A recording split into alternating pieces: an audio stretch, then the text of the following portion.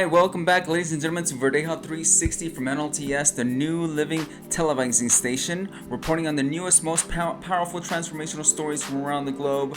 Coming up is on personal story as it comes from deep within the walls of my very own church, Ethiopian Christian Fellowship Church. Yes, thank you very much, ladies and gentlemen. Alright, where do we start? It all started 6 years ago when my wife and I were called to a place where there was no youth ministry, no leadership for the next generation, and no blueprint for what God had in store next for the youth. We honestly stepped into a space that felt spiritually dry, without shepherds, no leaders, and no guidance for the youth. But what followed was a deep, spiritual, transformational journey of strategic leadership and raw emotional endurance.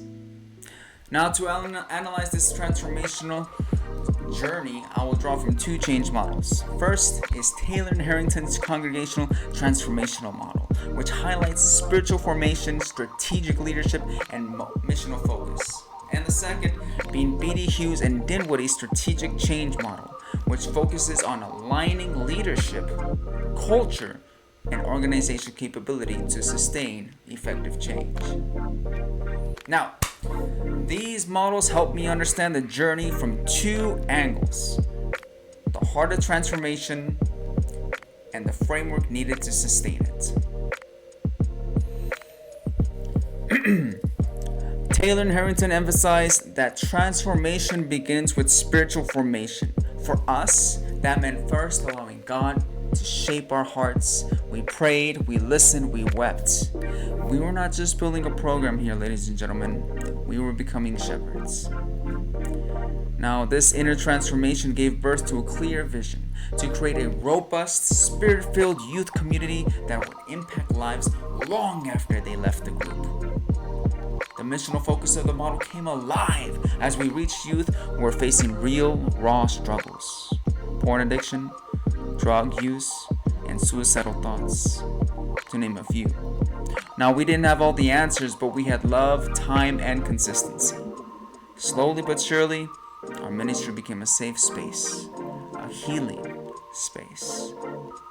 Leadership was tested often, though. I had to grow through cultural simulation, miscommunication, and painful moments of feeling unseen by both youth and adults. There were times when I felt like quitting, honestly. But transformation, as we know, isn't linear. It's often forged in hardship. As Taylor and Harrington suggest, the process required commitment, discernment, and emotional intelligence. Now, years later, some of those youth are leading in ministry themselves. They helped launch the first English youth service in the church's history, Revival Ministries. They are Christ followers with vision, strength, and humility. Now that's what I call transformation. Now, while the heart of the change was spiritual, the growth of the ministry also needed strategic alignment. According to B.D., Hughes, and Dinwiddie, 3 areas must align for that to happen: leadership, culture, and capability. First is leadership. We had to step up and lead intentionally, planning events, developing team roles, creating communication flows, and navigating feedback from both families and staff. Culture. We had to slowly shape a culture of openness, spiritual hunger, and accountability. Now, this wasn't automatic. There were setbacks when youth rebelled or drifted away, but we stayed consistent, which helped reshape the group identity and capability.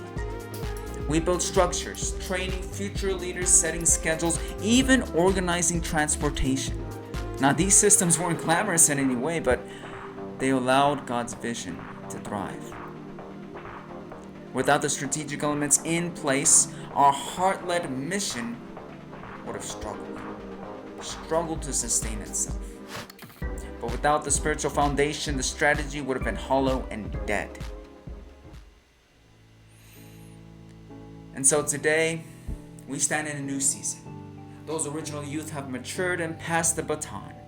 A new generation is here. Middle and high schoolers with different needs, different attitudes, and questions. Oh, so many questions. But once again, these models remind us that transformation is never finished. We must engage in spiritual formation, align leadership with culture and capability, and serve this new group with renewed mission and love. Our youth ministry wasn't built overnight.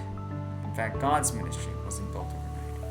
It was built through faith, tears, mistakes, growth, and love.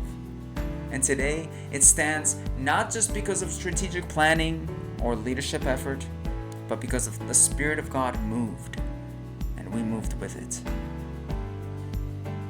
Thank you again for reporting with us tonight. And don't forget, you may be you, but I'm Armando Verdeja. Have a good night.